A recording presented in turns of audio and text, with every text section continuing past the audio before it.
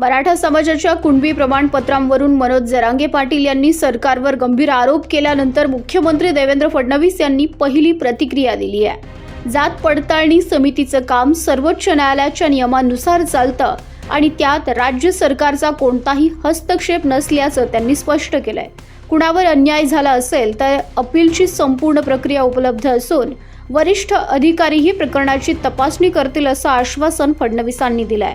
त्यामुळे मराठा आरक्षण आणि कुणबी प्रमाणपत्रांच्या वादाला आता नवं राजकीय वळण मिळालंय। मनोज जरांगे पाटील यांनी आज पुन्हा एकदा आरोप केलेले पाहायला मिळत आहे। ज्या पद्धतीने कुणबी प्रमाणपत्र जे देण्यात आले होते हे कुणबी प्रमाणपत्र कुठेतरी रद्द होताना पाहायला मिळतं, त्यामुळे मनोज जरांगे पाटील संतापलेले पाहिजे। ते नेमकं काय बोलले हे मी ऐकलेलं नाही, परंतु मी अगदी स्पष्टपणे सांगतो की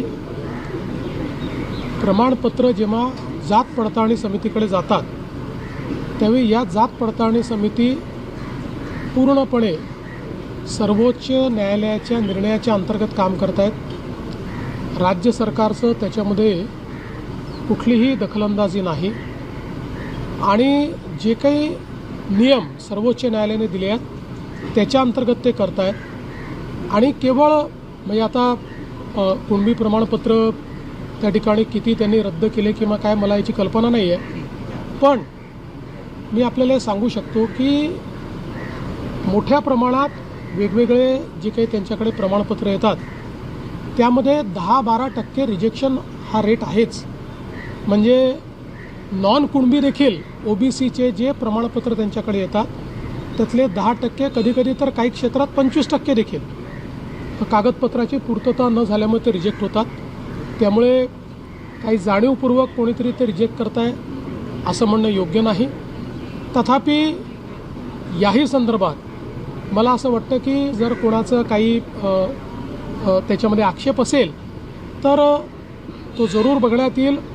जे काही वरिष्ठ अधिकारी असतील ते वरिष्ठ अधिकारी त्याच्यामध्ये बघू शकतील की बाबा त्याच्यामध्ये काही योग्य प्रक्रिया पूर्ण केली आहे की नाही ते आपल्याला बघता येणं शक्य आहे।